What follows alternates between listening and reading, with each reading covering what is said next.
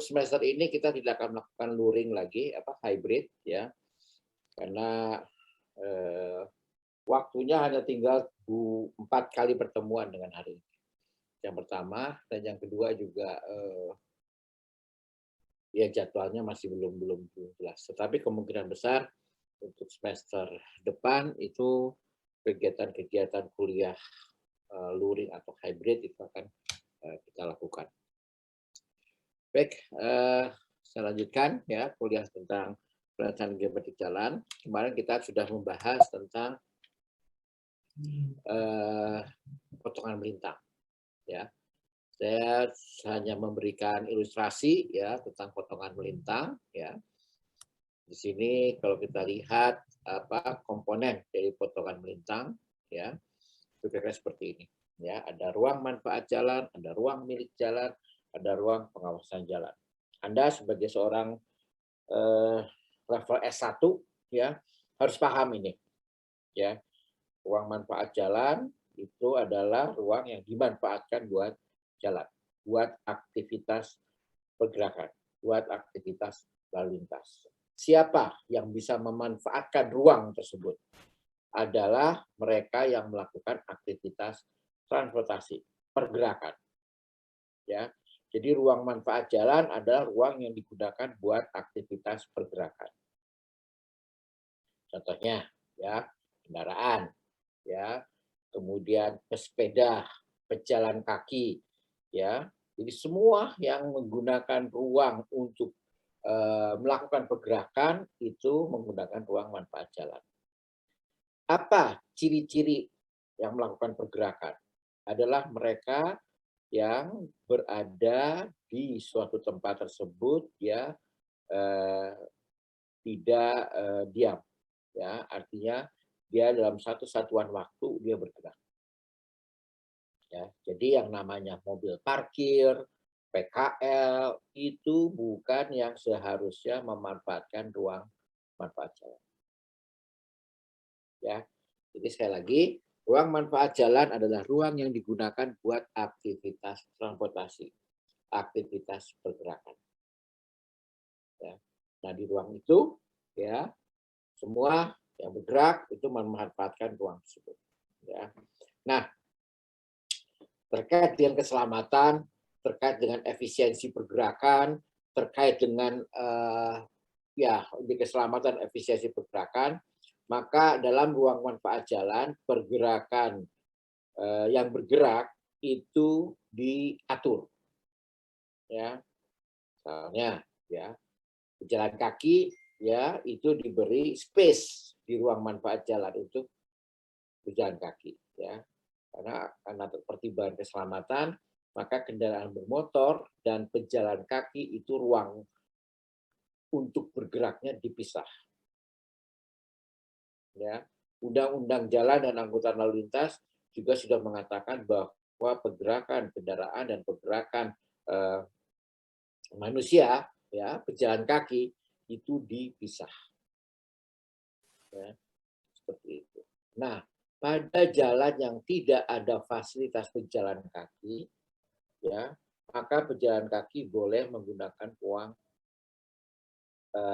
kendaraan. Ya, nah di situ kendaraan harus mengalah. Ya. Jadi misalnya ada jalan, dia tidak ada trotoarnya, kemudian Anda melihat ada pejalan kaki di sana, nggak boleh diklakson, nggak boleh dimarahin, ya, karena dia menggunakan hak yang sama. Tapi kalau ada jalan, dia memiliki trotoar dan ada pejalan kaki jalan di jalan bukan di trotoar, silakan Anda marahin, silakan Anda klakson agar menepi, ya seperti itu. Jadi demi keselamatan dan juga demi efisiensi pergerakan, ya setiap yang bergerak itu diatur. Nah, kendaraan tidak bermotor, ya itu menggunakan ruang jalan buat kendaraan. Jadi ruang manfaat jalan itu adalah ruang digunakan buat kendaraan, ya baik yang bermotor atau tidak. Jadi sebutnya jalur lalu lintas, ya. Jadi jalur lalu lintas itu digunakan buat semua jenis kendaraan, baik bermotor maupun tidak bermotor. Ya, khusus buat pejalan kaki itu bisa. Oke ya, jadi kayak semacam sepeda, kemudian gerobak itu dia menggunakan jalur lalu lintas. Kalau dimungkinkan itu dipisah ya, pergerakan kendaraan tidak bermotor dengan kendaraan bermotor ya, itu dipisah ya jalur lalu lintas. Oke ya. Jadi itu yang namanya jalur lalu lintas. Oke ya. Sekali lagi ya, ruang manfaat jalan adalah ruang yang diberikan buat pergerakan. Ya. Nah, ruang manfaat jalan itu ada yang disebut dengan jalur lalu lintas, ya, ada median, ada juga bahu. Ya. Pejalan kaki ya itu tidak dibolehkan menggunakan jalur lalu lintas, harus disediakan jalur pejalan kaki khusus. Ya, pada jalan yang tidak ada jalur pejalan kaki, ya maka pejalan kaki boleh menggunakan jalur lalu lintas. Ya. Tapi itu hanya untuk beberapa kondisi tertentu. Flyover, ya. Anda kalau orang Bandung kita ada kita sudah punya ada beberapa flyover di Kota Bandung, ya. Mungkin Anda yang di Jakarta juga sering melihat flyover, ya. Di flyover itu tidak ada jalur pejalan kaki, ya. Jadi kalau Anda melihat di flyover ada sedikit kayak apa? Kayak trotoar sempit ya, yang lebarnya hanya sekitar 50 senti ya, sekitar 30 sampai 50 senti, itu bukan jalur pejalan kaki. Ya. Anda perhatikan di semua flyover itu ada semacam jalur sempit seperti trotoar yang lebarnya sekitar 30 sampai 50 senti. Itu bukan jalur pejalan kaki. Ya, pejalan kaki itu dilarang melewati flyover, dilarang melalui underpass. Ya. Fungsi dari bentuk trotoar yang selebar 30 sampai 50 cm itu semata-mata hanya sebagai fungsi untuk maintenance. Ya, hanya ada petugas yang untuk membenarkan lampu lalu lintas, petugas yang akan memasang lampu, ya itu menggunakan jalur itu. Jadi itu bukan jalur pejalan kaki. Ya. Jadi flyover tidak dirancang untuk pejalan kaki. Kedua, flyover underpass tidak dirancang buat kendaraan tidak bermotor. Ya, secara umum, flyover ya dan underpass tidak dirancang buat kendaraan tidak bermotor. Ya, saya sering didebat ya, saya sering diskusi dengan komunitas pesepeda. Ya, mereka mempertanyakan kenapa pesepeda tidak boleh melewati flyover Paspati. Kenapa banyak beberapa flyover di Bandung yang tidak diizinkan sepeda masuk? Karena apa? Karena memang bukan dirancang buat pesepeda. Ya, ada beberapa flyover ya oleh pemerintah DKI Jakarta diizinkan buat pesepeda pada hari tertentu, pada weekend segala macam itu pengecualian. Tetapi pada dasarnya yang namanya flyover, yang namanya underpass itu tidak dirancang untuk kendaraan tidak bermotor. Alasannya karena masalah keselamatan. Lebar flyover, lebar underpass itu dibuat terbatas. Kita nggak mungkin buat flyover atau underpass selalu lebar. Mahal biayanya. Ya, jadi mereka itu hanya didesain khusus buat kendaraan bermotor. Ya, flyover dan terowongan itu dibuat khusus buat kendaraan bermotor. Nah, flyover dan terowongan yang dibuat khusus buat kendaraan bermotor itu kendaraan tidak bermotor tidak boleh lewat. Ya, jadi sini kalau misalnya Anda adalah komunitas pesepeda atau Anda komunitas yang suka lari ya, seperti itu harap diingat ya bahwa di flyover itu bukan diperuntukkan kendaraan tidak bermotor. Ya. Ini nggak ada cerita ya kita mengizinkan pesepeda naik ke flyover. itu adalah jalur lalu lintas. Di slide ini ya itu saya sudah menjelaskan ya di bahan kuliah ini saya sudah menjelaskan berbagai macam fungsi dari median, bahu dan segala macam. Ya, Anda tinggal baca. Yang saya omongkan ini adalah sesuatu yang di luar itu. Ya, sengaja tidak saya buat slide-nya, tinggal Anda catat sendiri atau Anda ini ada rekamannya, silakan simak sendiri. Ya, seperti itu.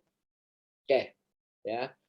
Kita sekarang membahas tentang jalur lalu lintas. Siapa yang boleh menggunakan jalur lalu lintas adalah semua jenis pergerakan, kecuali pejalan kaki. Pejalan kaki itu dipisah, ya seperti itu. Di jalur lalu lintas, ya di jalur lalu lintas ini, ya jalur lalu lintas di jalur lalu lintas ini, ya itu yang boleh lewat adalah kendaraan bermotor dan tidak bermotor. Sebaiknya terkait dengan efisiensi dan keselamatan, kendaraan tidak bermotor dan yang bermotor itu dipisah di jalur lalu lintas. Kalau di Jakarta kita mengenal adanya jalur lambat. Nah, jalur lambat itu memang jalur lalu lintas yang memang disiapkan yang untuk memisahkan antara jalur pergerakan yang cepat dengan jalur pergerakan yang lambat. Di jalur lambat itulah biasanya kendaraan tidak bermotor, angkutan umum itu lewat. Jadi kayak sepeda, kemudian ojek, terus kemudian bajai, semua lewat di jalur lambat. Oke, ya untuk jalur lalu lintas. Nah, kemudian yang berikutnya adalah bahu. Ya, silakan Anda baca sendiri apa itu bahu. Bahu adalah bagian dari jalan, ya, yang sifatnya adalah untuk kondisi darurat. Ya. Bahu adalah bagian dari lalu lintas yang sifatnya untuk kondisi darurat. Ya. Berapa lebar bahu? Lebar bahu sebaiknya sama dengan lebar lajur. Ya. Jadi ini ya, ini ada beberapa lajur lalu lintas misalnya. Jadi 4. Nah, lebar bahu itu sebaiknya sama dengan lebar satu lajur. Berapa lebar jalurnya di Indonesia? Itu antara 3,5 sampai 2 meter. Ya, tergantung dari fungsi jalannya. Jalan arteri itu 3,5. Ya. Jalan kolektor, ya, itu bisa sampai 3. Jalan lokal, ya. Jalan lokal itu biasanya lebar lajurnya 5 meter, tapi untuk 2 arah. 5 meter untuk 2 arah. Nah, itu nggak ada pembagian jadi 2,5, 2,5. Ya, silakan aja diatur sendiri. Karena rata-rata kecepatannya kalau di jalan lokal itu rendah. Ya. Nah, lebar bahu ya di jalan arteri itu sama dengan lebar lajur. Harusnya 3,5 meter. Ya. Kenapa? Ya, harus lebar-lebar jalur karena ini masalah safety. Ya. Anda mungkin pernah mendengar berita kemarin ya seminggu yang lalu kalau nggak salah ya ada dua pengemudi truk yang tewas tertabrak karena dia lagi memperbaiki bannya. Anda bayangkan ada satu truk ya mengalami kempes ban di roda bagian kanan. Ya, entah kanan yang di depan, entah kanan yang di belakang. Maka dia menepi ke bahu. Ya. Dia menepi ke bahu ya untuk memperbaiki atau mengganti ban. Anda bisa bayangkan ya kendaraan berhenti di sini di bahu. Ya. Dia memperbaiki roda. Nah, orang yang melepas ban segala macam itu berada di kanan truk. Artinya posisi orang tersebut ada di jalur lalu lintas. Ini orangnya di sini. Artinya apa? Dia sangat berpotensi ditabrak. Yang kejadian saya lupa daerahnya, ya, tapi ada kejadian orang yang lagi memperbaiki kendaraan, ya, di pinggir jalan di bahu, ya, tertabrak. Ya, kalau nggak salah tewas ketika 2 orang tersebut. Nah, kalau bahu lebarnya sama dengan lajur, ya, maka orang tersebut berada sepenuhnya orang dan kendaraan, ya, kendaraan dan orangnya akan memperbaiki roda bagian sebelah kanannya itu berada sepenuhnya di bahu. Jadi relatif tidak akan tertabrak. Ya, seperti itu. Makanya salah satu kelengkapan penting dari kendaraan itu adalah segitiga emergency. Ya. Anda kalau misalnya punya mobil atau mobil orang tua Anda, coba cek mobil Anda punya nggak segitiga ini. Ya, harus ada. Kalau misalnya mobil Anda dapat masalah, menepi ke bahu, ya, sebelum melakukan apa-apa, keluarkan segitiga itu, simpan di belakang, ya, di pinggir jalan. Jadi kalau ini misalnya di jalannya,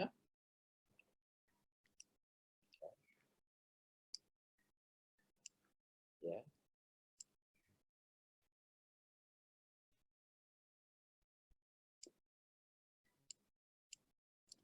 ya. Kemudian ini mobil Anda,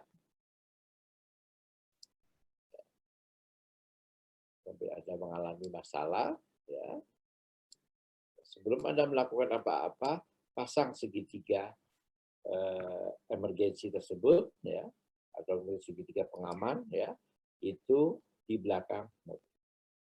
Di mana? Ya, ya,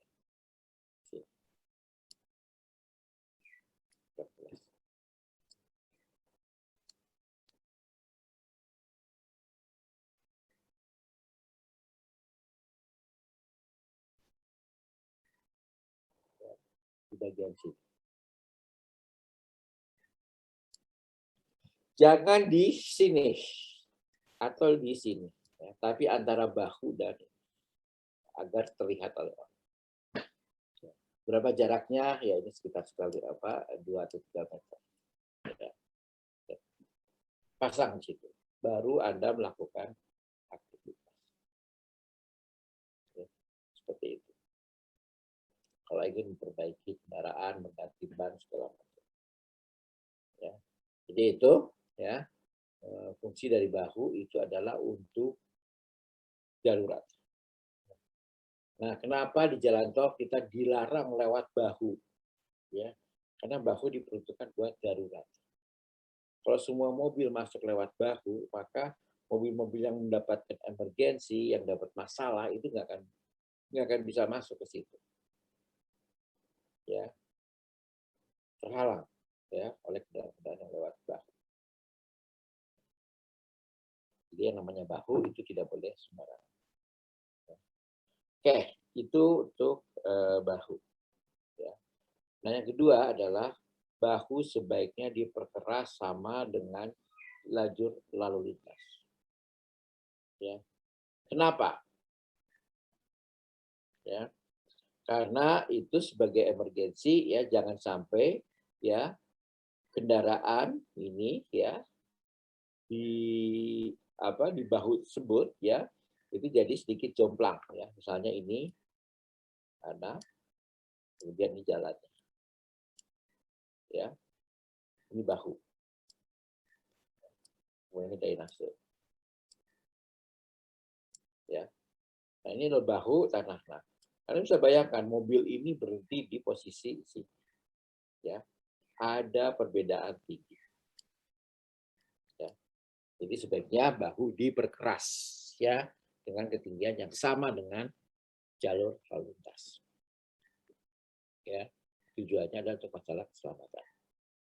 Tujuan yang pertama. Tujuan yang kedua, kenapa bahu diperkeras itu adalah untuk meningkatkan kapasitas. Ya, catat ini, ya. Tidak ada di slide ini, ya. Tidak ada di slide, ya. Tapi ini Anda harus tahu bahwa bahu yang diperkeras itu berfungsi selain untuk keselamatan juga untuk meningkatkan kapasitas. Kenapa? Anda bisa bayangkan seperti ini.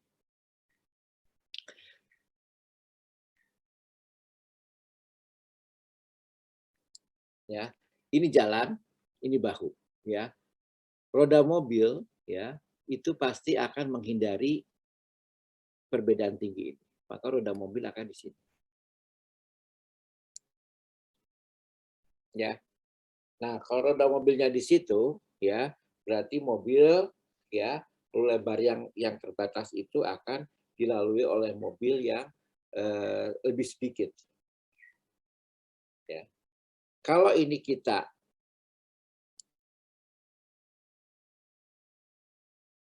ya, kalau ini kita perkeras,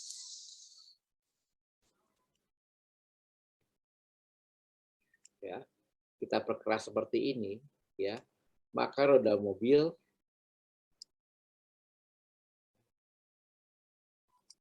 akan berada di sini. Ya. Artinya jalur lalu lintas itu bisa dipakai oleh kendaraan lebih banyak. Ingat, definisi kapasitas apa? Maksimum jumlah kendaraan yang bisa dilewati per satu satuan waktu. Ya. Jadi pada saat bahunya tidak diperkeras karena roda mobil berada di agak ke tengah, maka dalam 1 jam yang bisa lewat di situ mungkin katakanlah 2.000 kendaraan. Tapi begitu bahunya diperkeras, ya, sehingga mobil bisa sampai sampai ke pinggir rodanya, ya, maka jumlah kendaraan yang bisa lewat dalam 1 jam itu bisa lebih dari 2.000, katakanlah jadi 2.500 atau 2.700 seperti itu. Artinya apa? Kapasitas dia meningkat. Ya, seperti itu. Jadi bahu, ya, itu sebaiknya dia diperkeras sama dengan perkerasan jalur lalu lintas. Ya, tujuannya adalah ya masalah keselamatan agar mobil yang berhenti di bahu itu tidak anjlok posisinya. Dan yang kedua itu adalah untuk meningkatkan kapasitas. Ya. Kemudian yang ketiga adalah bahu sebaiknya memiliki kemiringan yang sama dengan kemiringan jalan. Kalau jalan kita miringkan dengan kemiringan 3%, maka bahu pun mengikuti 3%. Ya. Tujuannya adalah untuk mempercepat aliran drainase. Oke, ya. Itu terkait dengan bahu. Ada pertanyaan sampai sini? Izin bertanya, Pak. Mungkin tadi bahu yang dimaksud adalah bahu luar ya, Pak. Apakah bahu dalam juga diperuntukkan untuk keadaan darurat dan diperbolehkan untuk berhenti juga, Pak? Oke, ya, pertanyaan bagus. Bahu yang saya ceritakan tadi itu adalah untuk bahu luar. Bahu dalam itu hanya untuk memberikan ruang bebas bergerak. Ya. Jadi yang ini ya, ini adalah bahu dalam, ini hanya memberikan keluar bebasan. Bahu dalam diberikan kalau mediannya berupa separator. Ya, berupa separator yang fisik. Ya, itu ada yang namanya bahu dalam. Lebarnya berapa bahu dalam? Sekitar 20 cm. Ya, jadi tidak diperuntukkan buat pergerakan. Di jalan tol, ya, di jalan tol bahu dalam itu dibuat agak lebar, ya, itu semata-mata memberikan keleluasaan buat kendaraan. Ya, sama salahnya, ya, ada kendaraan menyalip dari bahu dalam juga sama salah. Ya, jadi beda ya, bahu di bagian bahu luar itu sifatnya untuk emergensi. Ya. Tapi bahu dalam itu sifatnya hanya untuk memberikan keleluasaan pergerakan. Anda bisa ngebayangkan aja ya seperti ini. Ya, Anda bawa mobil tapi sebelah kiri, sebelah kanan Anda itu ada tembok. Ya, kita akan merasa tidak nyaman di situ. Ya, nah makanya ya tembok itu dibuat agak jauh dari pinggir jalan sehingga pengemudi merasa leluasa mengendarai kendaraan. Ya, prinsipnya hampir sama dengan ini. Ya, seperti itu. Ya, hanya memberikan keleluasaan ya bahu dalam. Apalagi untuk jalan-jalan yang menggunakan separator yang cukup tinggi ya. Seperti itu. Ya. Kebayang ya? Kebayang, Pak. Terima kasih, Pak. Oke, ada lagi yang bertanyakan? Oke, ya, kita sudah bicara tentang masalah jalur lalu lintas, kita sudah bicara tentang remaja, ya. Di remaja itu isinya ada jalur lalu lintas, kemudian ada bahu kita sudah bicara. Nah, sekarang kita bicara tentang median. Ya, tadi saya katakan bahu fungsi utamanya adalah jalur emergensi. Nah, median itu adalah hanya fungsi utama median adalah pemisah pergerakan. Ya, jadi kalau jalan ya dengan dua arah ya itu sebaiknya menggunakan median. Apalagi kalau misalnya kendaraan itu dirancang buat kecepatan tinggi, ya sebaiknya digunakan median. Ya, median ada dua. Ya, jadi median itu adalah tanda atau batas pemisah pergerakan. Ya, median itu ada dua, ada yang berupa marka, ya, ada yang berupa curve, ya, atau yang diangkat ya berupa fisik. Ya, ada berupa marka, ada berupa fisik. Ya, seperti itu. Ini median itu ya fungsinya hanya sebagai pemisah pergerakan. Jenisnya ada dua, ada yang berupa marka, ada yang berupa fisik. Nah, kalau yang berupa marka itu biasanya dinyatakan dengan garis penuh. Ya, kalau sebagai median ya. Nah, di beberapa tempat ya yang berupa marka itu sebagai penanda boleh tidaknya kendaraan untuk menyalip ya, seperti itu. Oke ya, itu tentang median atau separator sebetulnya. Nah, median yang berupa curve ya itu ada yang berfungsi sebagai pejalan kaki untuk pemisah ya buat pejalan kaki. Ya, seperti itu.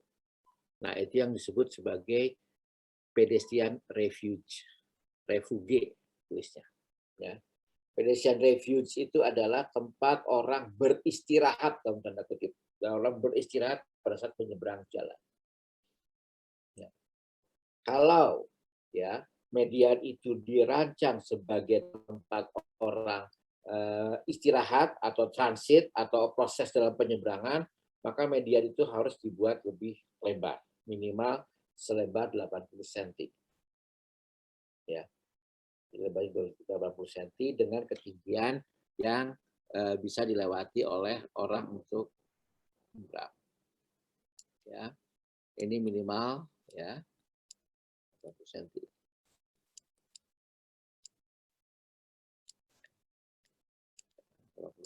Dan ini ya ini adalah orang akan biar bisa naik ya ini tidak boleh lebih dari 20 cm.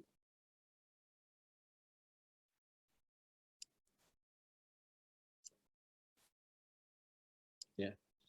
Kalau lebih dari 20 cm orang susah naiknya. Ya, Anda bisa bayangkan misalnya ibu-ibu pakai kebaya ya atau orang tua atau anak-anak ya kita akan dapat kesulitan untuk naik ya seperti itu.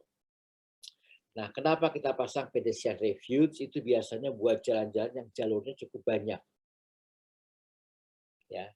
Kalau orang nyebrang ya, Anda bisa bayangkan ada jalan dua arah tapi 6 lajur, berarti 3-3. Ya. Kemudian ada orang menyeberang. Ya. Nah, kalau orang itu menyeberang itu sampai selesai 6 lajur situ, itu membutuhkan waktu yang cukup lama. Ya. Nah, kalau udah terlalu lama gitu, ya ada kecenderungan orang untuk melanggar. Ya. Makanya disarankan untuk pembangunan trotoar atau apa segala macam itu memperhatikan pedestrian refuge tersebut. Ya. Misalnya, ya ini ada ya, ini ada median, ini ada jalan, ya. Kemudian di sini ada zebra cross.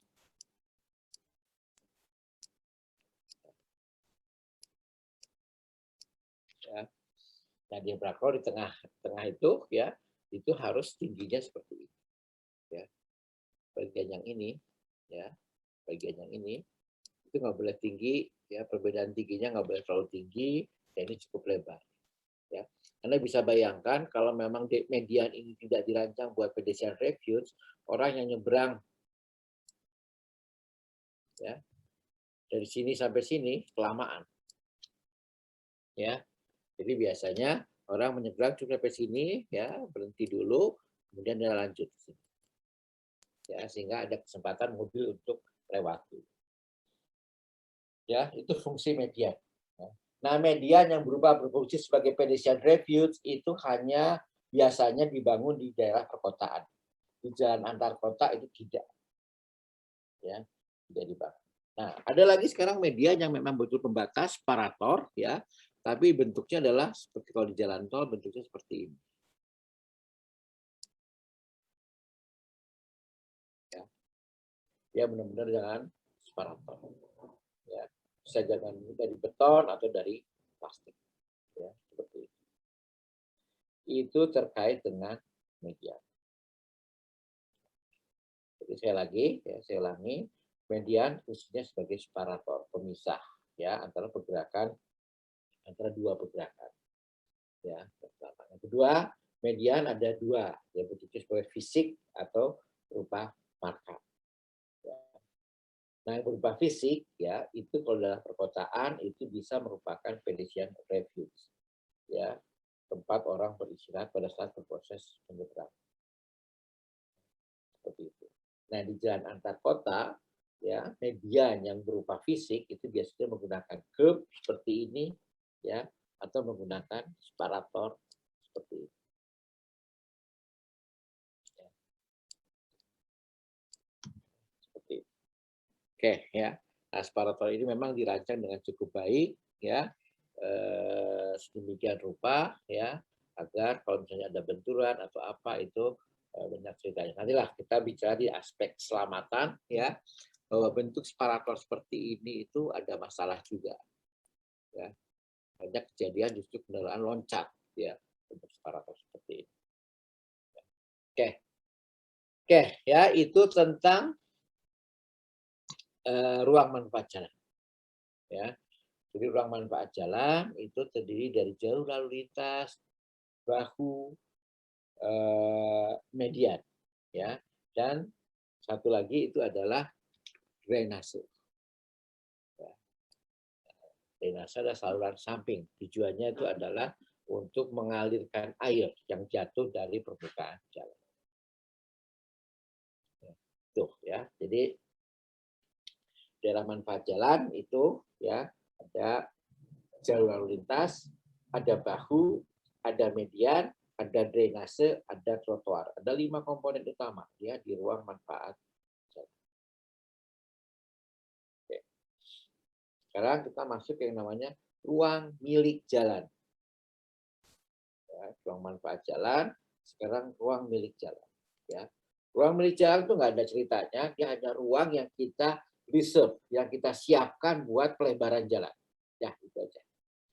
Ya, ruang milik jalan adalah ruang yang dimiliki oleh jalan yang memang fungsinya adalah yang fungsinya adalah sebagai cadangan lahan untuk pelebaran jalan. Ya, seperti itu. Nah, dulu ruang manfaat jalan itu berada di kanan kiri jalan. Ya. Ruang milik jalan ya itu ada di kanan kiri jalan. Seperti itu. Ya, ini ruang milik jalan di kanan kiri jalan. Ya, seperti itu. Ya. Nah, di jalan tol ruang milik jalan itu biasanya dibuat di tengah. Ya, jadi ini jalannya, ya, ini jalannya, ya, ini ada median yang luas. Ya. Nah, ini adalah ruang milik jalan. Ya, seperti itu. Kenapa? Itu saja, ya, biar nanti kalau mau melebarkan jalan tidak perlu lagi ngebebasin lahan. Ya, jadi sekarang, ya, pembangunan jalan arteri baru seperti misalnya jalan perbatasan segala macam itu sudah dilakukan sedemikian rupa membebaskannya sudah langsung untuk kebutuhan 20 tahun ke depan. Ya. Jadi jalan-jalan yang lahan-lahan yang dibebaskan buat jalan itu sudah memprediksi peningkatan volume untuk 20 tahun ke depan, ya, atau bahkan sampai 40 tahun ke depan. Ya. Jadi jalannya kita bebaskan total buat 6 lajur misalnya, tapi yang kita bangun hanya 4 lajur aja dulu. 2 lajur tambahannya nanti kalau lalu lintasnya sudah berkembang. Ya. Di mana simpelnya di reserve-nya taruh di tengah. Ya, tidak taruh di pinggir jalan. Karena kalau di pinggir di kanan kiri jalan, ya kawasannya tumbuh, ya lebih susah lagi untuk membebaskan. Ya, jadi ruang milik jalan itu adalah ruang yang di reserve, yang disimpan buat kebutuhan pelebaran jalan. Di perkotaan, ya, ruang milik jalan itu sudah sama dengan ruang manfaat jalan. Ya, artinya sudah tidak ada ruang lagi, ruang tambahan lagi, ya, untuk melebarkan jalan. Ya. Nah, kalau ingin tahu seperti apa ruang milik jalan, itu tinggal lihat aja, ya, tiang telepon atau tiang listrik. Ya, tiang listrik, tiang telepon itu selalu dibangun di pinggir ruang milik jalan, tidak di ruang manfaat jalan. Ya. Kenapa? Agar kalau misalnya ada pelebaran atau apa, listriknya nggak perlu dipindahkan. Ya, karena memindahkan tiang listrik itu tidak mudah. Ya, bukan tiang yang kita geser sebenarnya, kalau tiang listrik itu. Maka kalau yang kita geser itu adalah jaringannya. Ya, ini bisa bayangkan tiang tegak di sini. Gitu. Ada pelebaran dia bergeser. Nah, tiang ini kan terkoneksi dengan tiang-tiang yang lain. Ya, sehingga yang dipindahkan bukan hanya tiang lagi, tetapi semua tiang harus digeser. Ya, itu jadi masalah. Ya, jadi kayak cerita kereta api cepat. Ya, kenapa salah satu keterlambatan dari kereta api cepat itu karena ada 3 atau 4 ya jaringan listrik tegangan tinggi. Ya, itu kalau digeser gampang, geser selesai itu. Tapi nggak semudah itu. Ya, jalur listrik tegangan tinggi itu kalau digeser berarti satu rangkaian harus digeser. Nggak cuma tiang-tiangnya saja yang digeser. Ya, itu yang kemarin terjadi di kereta cepat. Ya, ada 4 ya, 3 atau 4 ya. Kalau yang 3 itu ada di daerah di Bandung, ya, di beberapa di daerah Bekasi atau apa gitu, ya, terus digeser, ya. Jadi menggeser tiang listrik itu tidak mudah. Nah, ruang milik jalan tiang listrik, tiang telepon itu biasanya ditanam, dipasang di ruang di batas ruang milik jalan, ya. Jadi misalnya pada tiang listrik, ya tiang listrik dipasangnya di situ. Ya.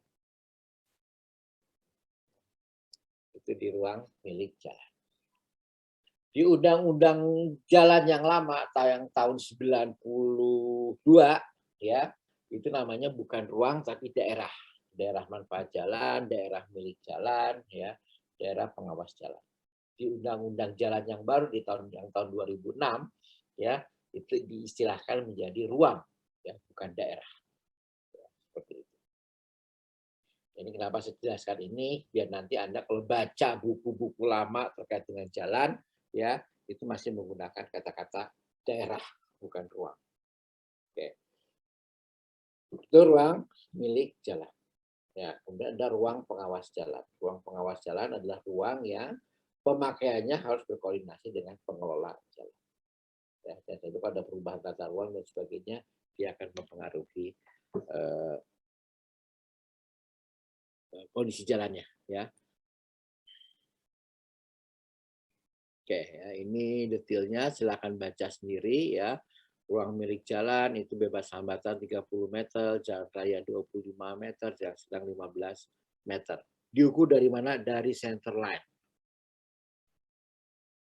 Ya. Nah, di ruang milik jalan ini termasuk di dalamnya ruang manfaat jalan. Ya. Oke. Nah, ini ya ruang pengawasan jalan. Ya. Contoh potongan melintang. Kalau kita lihat di sini, ya. Ya. Ini adalah bahu. Ya. Kemudian ya, ini kalau di jalan tol ya, ini bisa ruang milik jalannya sudah di sini ya, ini ada pagar ya, ini ada ruang milik jalan ya.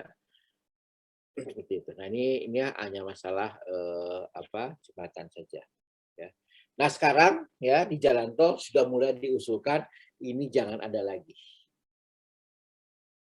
ya terkait dengan masalah keselamatan, hazard, ya karena beberapa kecelakaan yang fatalitas tinggi yang menewaskan banyak penumpang itu karena menabrak tiang tengah jalan, ya seperti itu. Ya.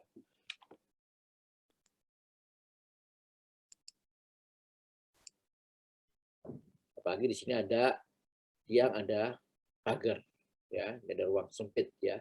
Seperti itu. Jadi sebenarnya kalau kita bangun jembatan penyeberangan atau apa di jalan tol atau jalan arteri, ya, itu sebaiknya tidak menggunakan tiang-tiang di tengah lagi, ya. Salah satu cara adalah dengan menggunakan arch, seperti itu. Ya. Kalau pakai arch itu relatif aman, ya, tidak ada tiang di tengah. Oke, ya ini contoh dari cross section di perkotaan, ya. Ini suatu tipikal, ya ini di pembangunan jalan bebas hambatan di Amerika, ya, ya mengintegrasikan ya antara jalan dengan jalur kereta api, ya seperti ini. Kalau di Jakarta adalah ya seperti kayak tol dalam kota, tol apa outer ring road, ya seperti itu, ya jalan tolnya di bawah, ini adalah jalan apa ini jalannya existingnya di atas, ya seperti itu, ya ada sistemnya di atas, ya ini jalan tol, ya ya ini kalau di sana ada jalan kereta api.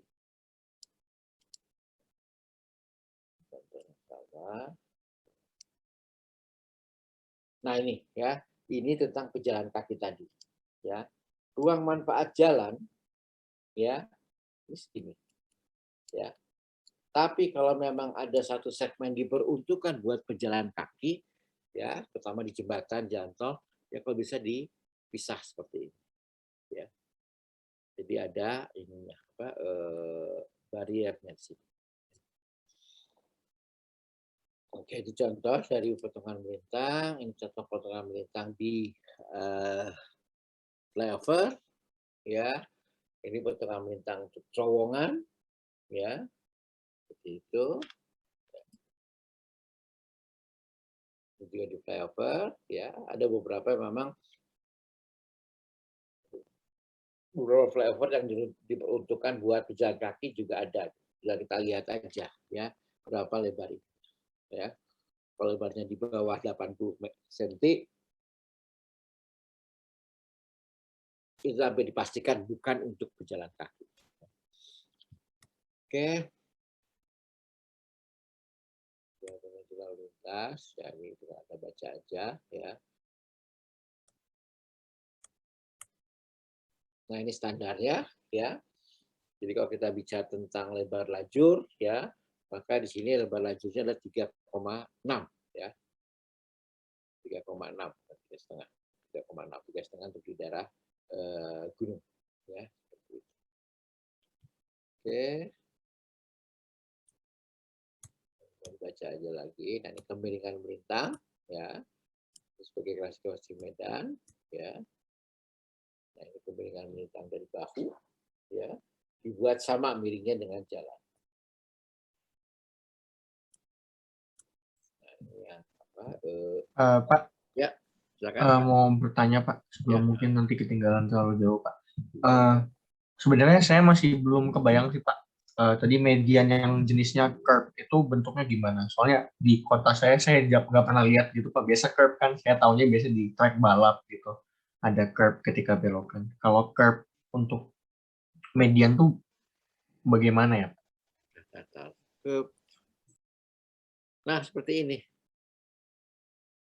Ada fotonya, ya. Ya. Jadi antara jalur dengan jalur itu ada semacam yang dinaikkan. Ya. Seperti itu. Ya. Disebutnya rise median. Ya. Nah, istilahnya itu curb. Ya. Kerep.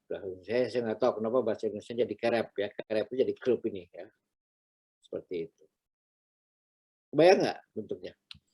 Tapi bahannya biasa sama seperti jalan ditinggikan saja atau bagaimana? Bahannya dari ini seperti bahan trotoar, ya kayak bahan buat trotoar, di beton biasanya, ya dicor, ya seperti itu. Ada kadang-kadang grup di sini dikasih tanaman, nah lihat kan, ya, ini diberikan tanaman di sini, ya, itu bisa, ya. Coba mungkin kalau kita lihat di apa,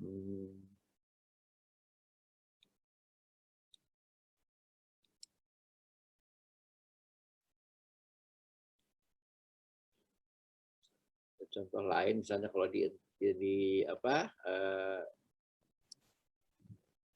di internet misalnya, ya Anda bisa melihat contoh dari ya bisa masuk sih.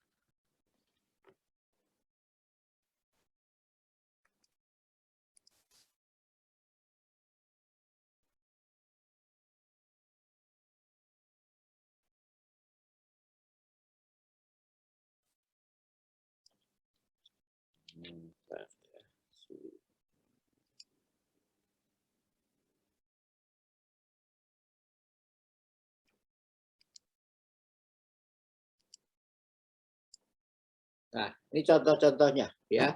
Kalau Anda di internet bisa banyak melihat, ya, contoh-contoh dari median, ya. Ini median yang dinaikkan, ya, istilahnya curve, ya.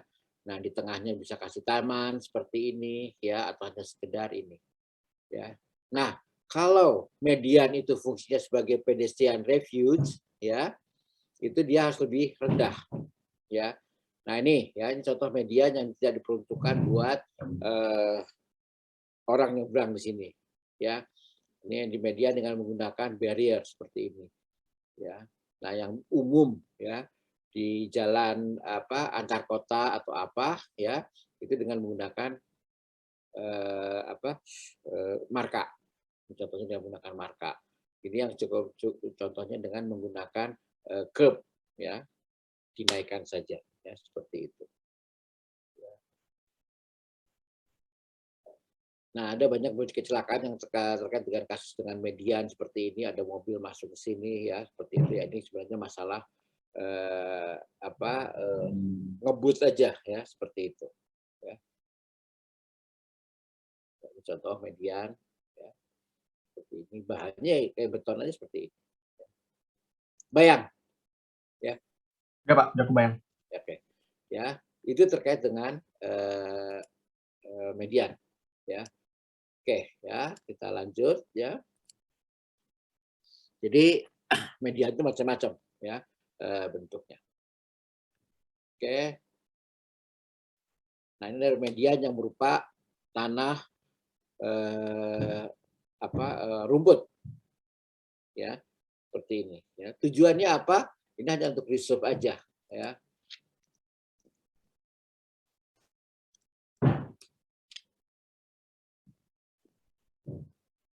Jadi medianya dibuat lebar, ya, dibuat sebagai untuk reserve cadangan, ya, cadangan lahan, ya, seperti itu.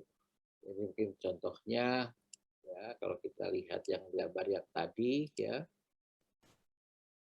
Nah, ini, ya. Nah, ini dibuat luas ini. Buat apa luas-luas seperti ini? Ini sebenarnya ini adalah cadangan tanah, Jadi kalau misalnya udah lihat udah padat seperti ini, nanti kalau ada dilebarkan, ya dilebarkannya di sini. Ya, nggak perlu ngebebasin kanan kiri jalan. Ya, seperti itu. Ya, ini juga. Ya, contoh ya media yang dibuat sangat lebar. Ya. Jadi kalau kemarin yang terkait dengan kecelakaan artis itu bahwa media yang paling bagus adalah media dengan lahan rumput, tidak. Ya, justru itu lebih berbahaya. Ya, Anda bisa bayangkan kalau ada kendaraan yang ngebut, dia melintas ke sini, ya, melintas ke sini langsung dihajar oleh kendaraan lawan. Ya, itu kita contoh yang lebih. Nah, ini contohnya, ya. Jadi ini di reserve seperti itu. Nah, inilah, ya. Nah, ya seperti itu. Anda bisa bayangkan gitu, ya. Kalau dia ngebut, ya.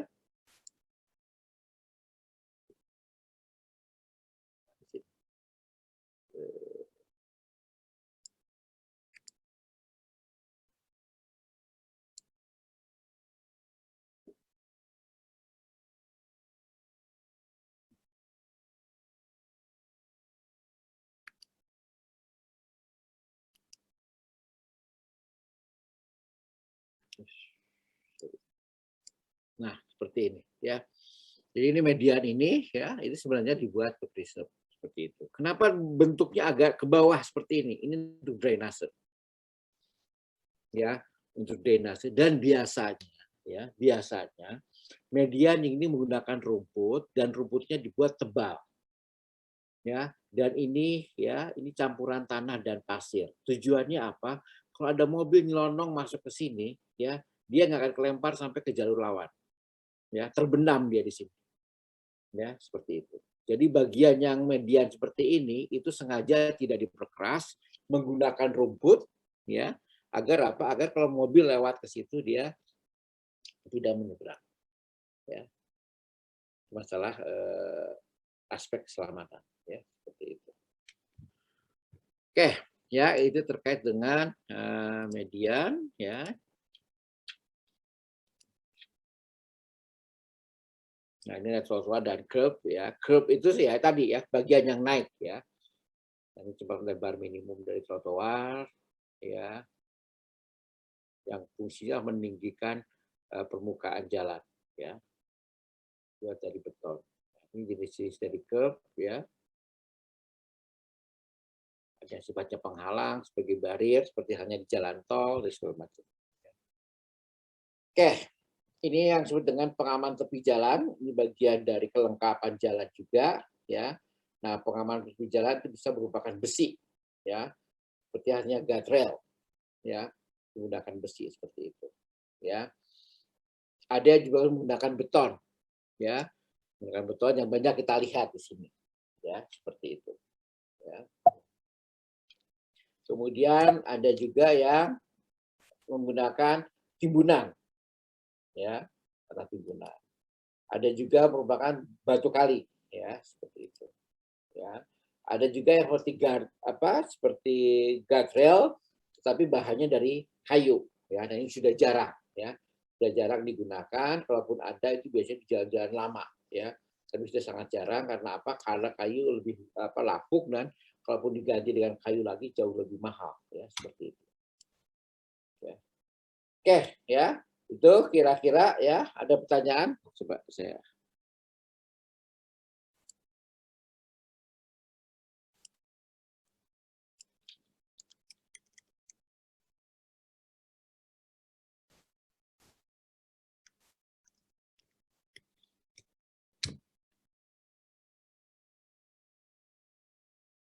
Nah, ini adalah contoh-contoh dari pembatas tepi jalan, ya. Kalau Anda lihat di internet banyak sekali contohnya, ya. Nah, ya, seperti ini, ya. Contoh-contoh, ya, pembatas pinggir jalan, ya. Ada yang menggunakan ini, ya, tiang-tiang saja, ya. Nah, ini ada warnanya, ada yang putih, ada yang merah. Ini yang kita kenal sebagai deliniasi. Nah, ini warnanya merah. Ya. Nah, ini ada punya arti, ya. Ada yang namanya, ada warnanya putih, ada yang warnanya kuning, ada yang namanya merah, kuning atau putih ya. Itu disebut sebagai deliniasi. Deliniasi itu adalah tanda-tanda spotlight yang tujuannya adalah untuk mengarahkan pengemudi. Jadi kalau di malam hari ya, kita lihat di sini jalannya kan menikung. Ya. Lebih jelas.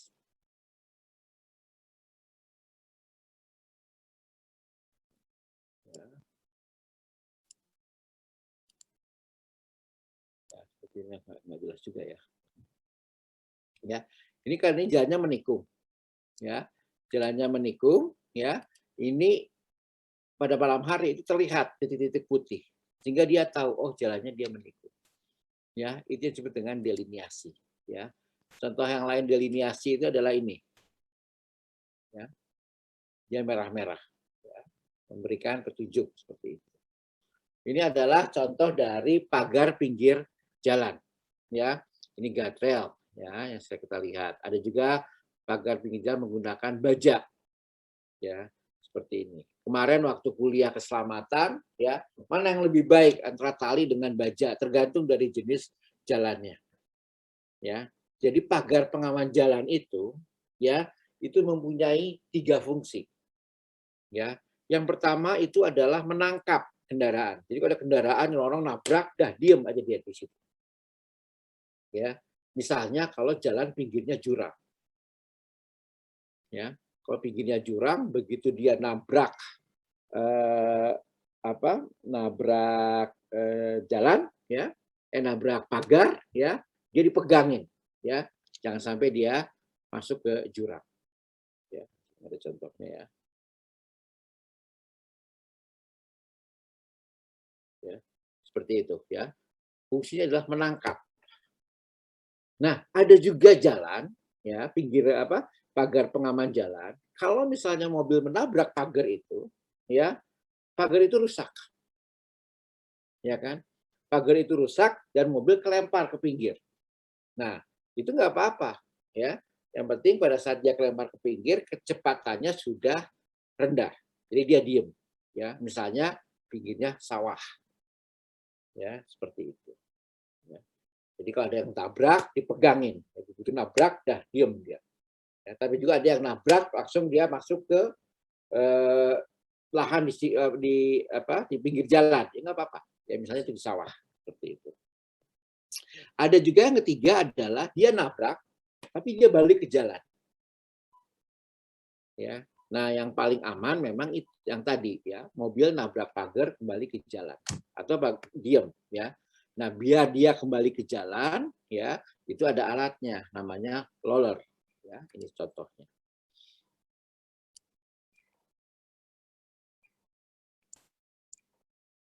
Ini nggak bisa digedein ya, view. Nggak bisa. Ya, ini roller seperti ini ya. Jadi dia begitu mobil nabrak ini ya, dia akan kembali ke jalan. Nah, itu contoh dari pagar pinggir jalan. Ya, pembatas tepi jalan ya.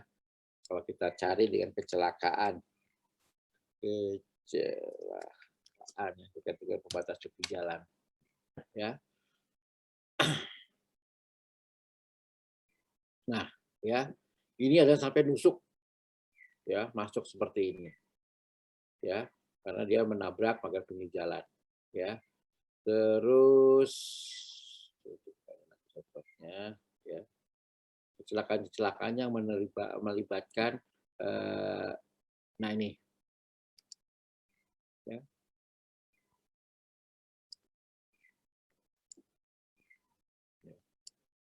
Nah, saya buat yang lebih besar dulu. Nah, ya. Ini contoh-contoh ya kecelakaan yang mengakibatkan yang disebabkan oleh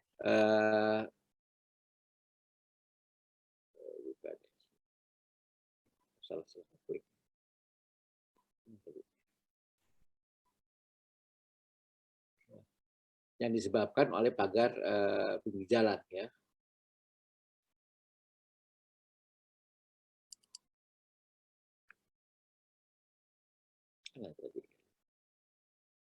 Ya kalau Anda bisa carilah ya, ini contohnya nih ya. Ya. Dia hancur ya akibat pagar seperti ini ya. Kalau memang pinggirnya jurang ya, ini nggak jadi masalah ya, seperti ini. Ya tertahan ya. Oke ya, nanti kita akan banyak bahas tentang masalah keselamatan jalan ini ya, terkait dengan pagar pinggir jalan. Jadi pagar pinggir jalan itu dilematis. Ya, pertama dia bisa melindungi, ya, bisa melindungi tadi yang saya ceritakan. Kalau dia nabrak, kalau jalan tersebut kanan kirinya jurang misalnya, kemudian ada mobil nabrak, kalau misalnya mobil jalan tersebut nggak ada pagarnya, maka mobil bisa langsung masuk ke jurang. Ya, makanya disediakan pagar sehingga mobil pada saat nabrak pagar dia diam tertahan. Itu contoh, itu sebagai pelindung.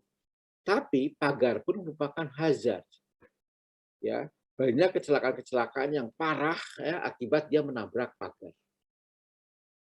Ya. Nah itu, ya, jadi masalah ya. Nah seperti ini, ya.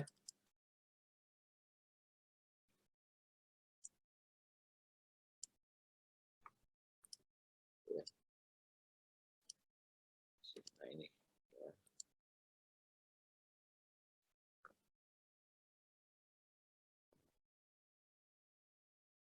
Ya. Nah ini mobil nabrak pagar pembatas.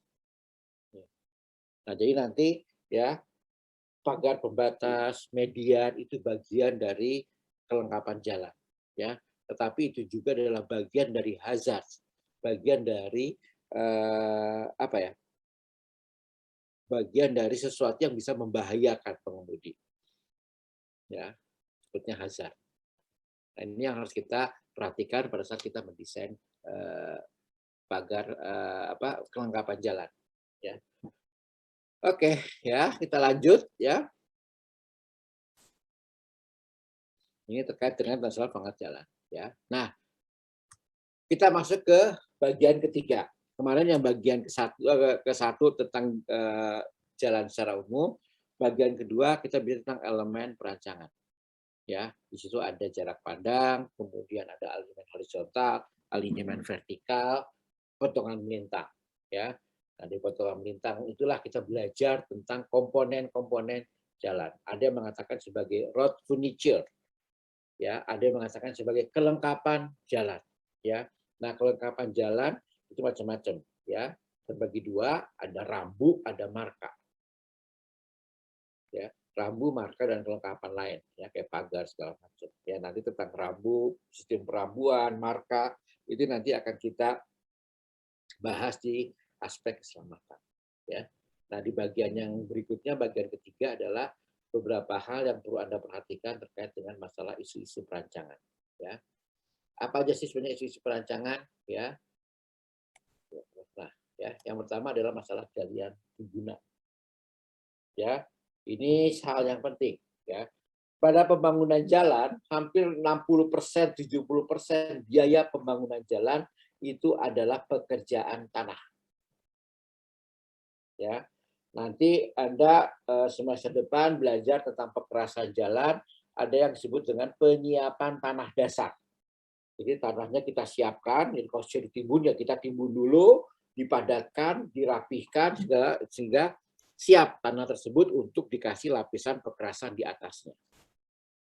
Lapisan pekerasannya itu mau dari aspal, mau dari beton, itu lain hal, ya. Tapi kita intinya adalah kita menyiapkan tanahnya, ya. Nah, penyiapan tanah dasar itu yang memakan biaya yang cukup mahal. Ya, jadi kalau ada pembangunan jalan di luar pembangunan jembatan segala macam, maka hampir 60-70% biaya pembangunan jalan itu dari pekerjaan tanah, baik itu galian, baik itu timbunan. Ya, kita menggali, ya, karena tanahnya jelek atau apa gitu, kita gali, kemudian galian itu kalau bisa kita pakai sebagai timbunan, ya, tapi biasanya hampir tidak mungkin. Kenapa? Ini ceritanya. Kita ada rencana jalan, ya. Terus kemudian kita punya galian. Sorry, kita gambar jadi. Ya, jadi ini misalnya ya, ini profil tanahnya. Ya, di sini ada profil tanah. Ya, seperti itu.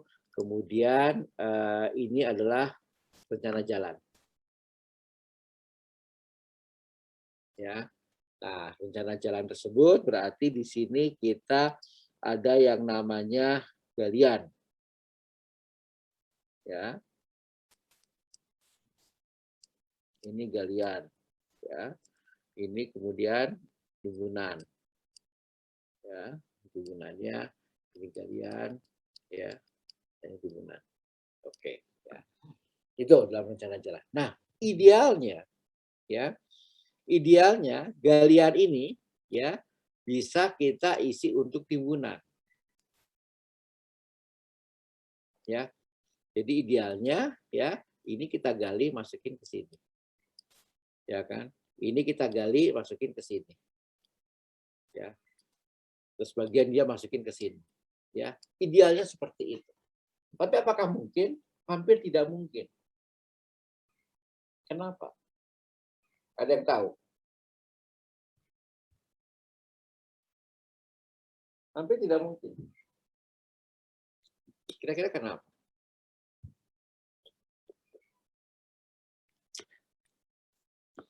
Kita menggali ini, masukin ke untuk timbunan. Material galian ini kita jadi timbunan. Hampir nggak mungkin karena jalannya belum ada.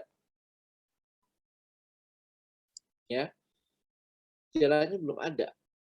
Jadi bagaimana ngebawanya dari sini ke sini? Ya,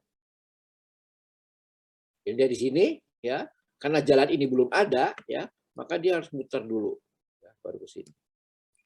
Ini harus muter dulu, baru ke sini. Ya, nggak bisa dipindahkan begitu saja. Ya. Nah, ini jadi tidak murah, ya, masalah galian timbunan. Itu yang pertama, ya. Galian kita gunakan untuk timbunan. Itu tidak selalu bisa karena apa? Karena akses jalan untuk dari galian ke timbunan itu belum tentu ada. Ya, yang pertama. Dan yang kedua, tidak semua material galian itu sesuai dengan spesifikasi untuk material timbunan. Ya. Nanti kalau Anda belajar di perkerasan itu ada istilahnya tanah lunak. Ya, bedakan antara tanah lunak dengan tanah gambut. Ya. Tanah lunak itu ya tanah yang memang daya dukungnya rendah. Ya, seperti daerah rawa, lumpur, daerah sawah, itu sebenarnya tanah-tanah yang memang secara daya dukungnya itu adalah sangat rendah, sehingga perlu ditingkatkan daya dukung. Beda dengan gambut. Gambut itu adalah tanah yang tidak memiliki daya dukung. Ya, apa itu gambut?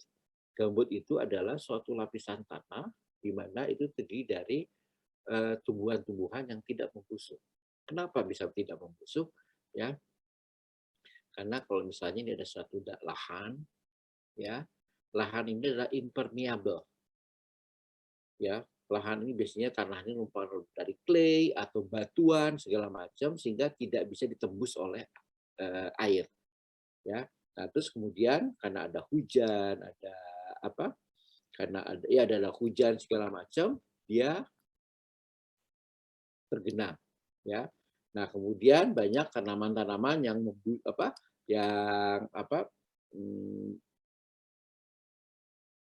yang tertimbun di sini.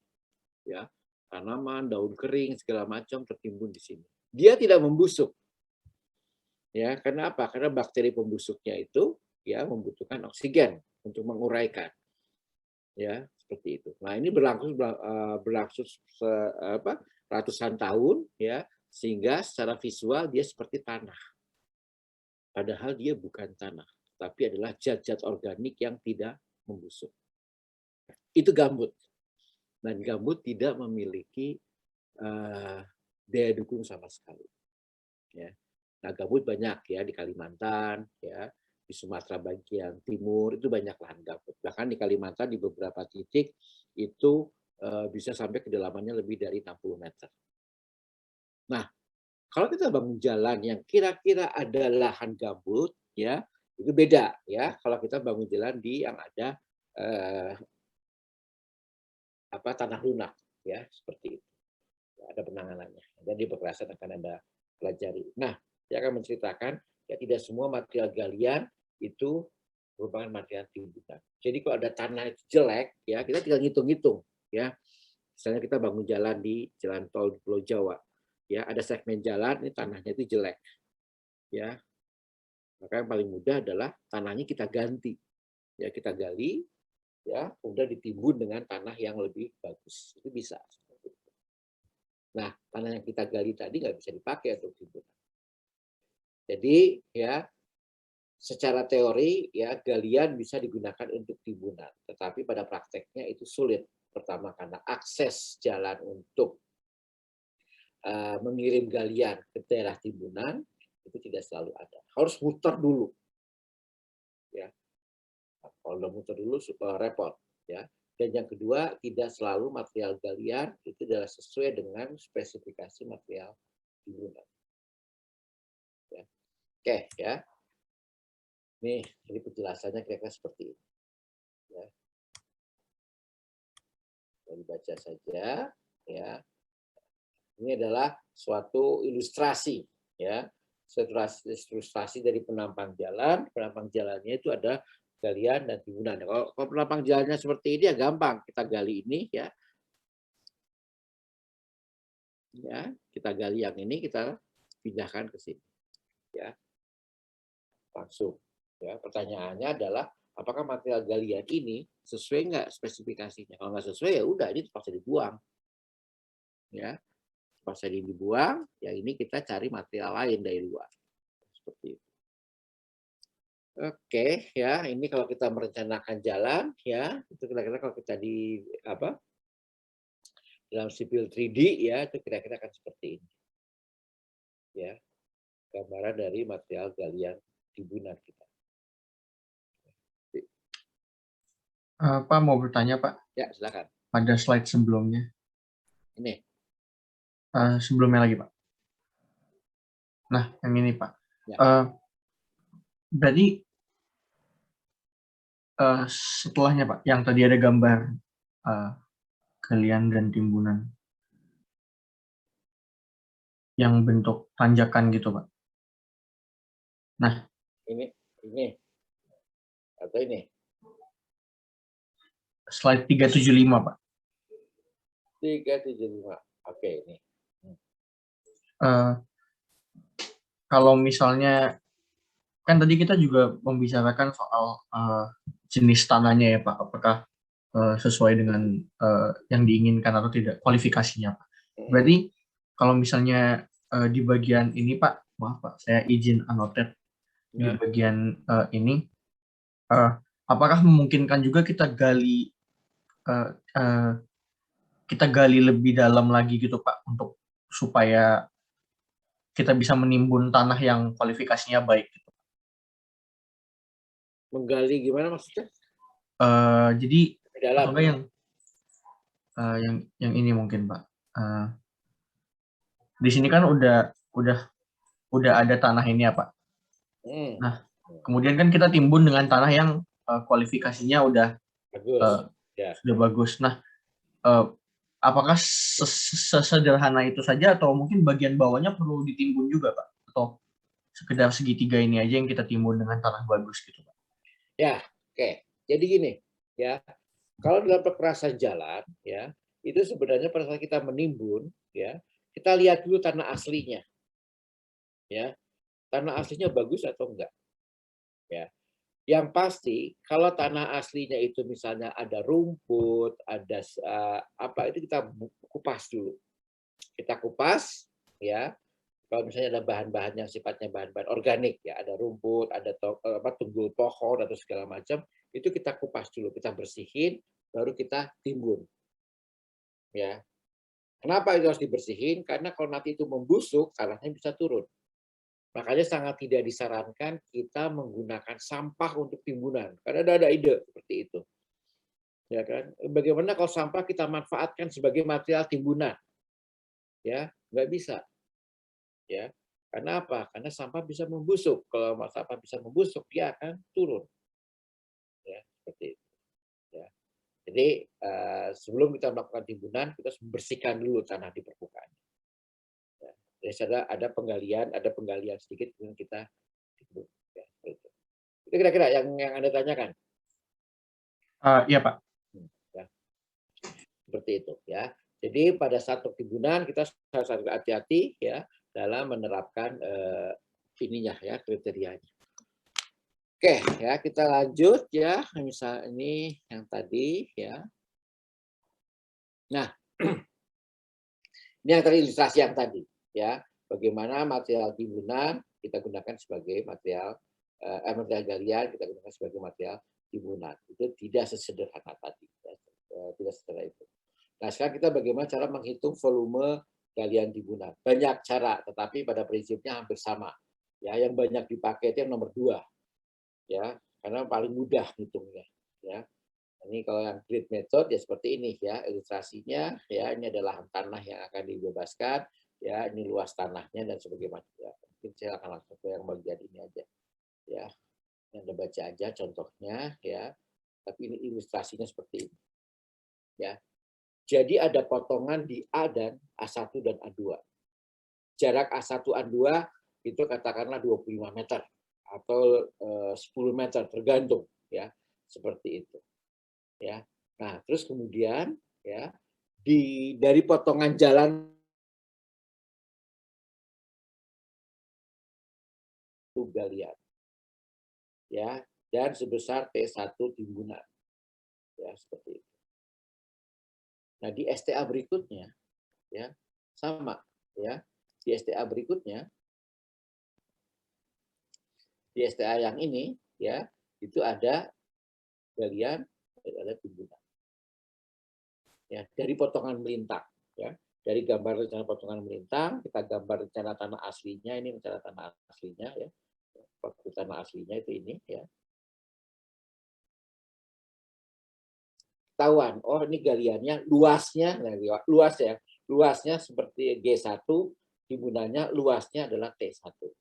Ya, 25 meter kemudian ya, luas galian itu adalah G2, luas timbunan adalah T2. Berapa volumenya? Tinggal dikalikan jarak.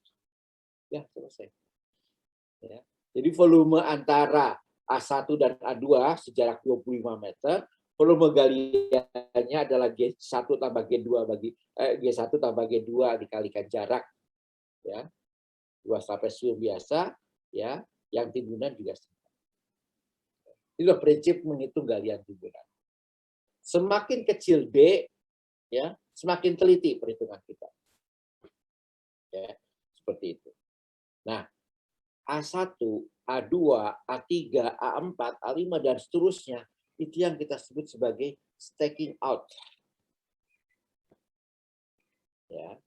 Jadi ada istilahnya, ada yang namanya stationing, ya, ada yang namanya staking out.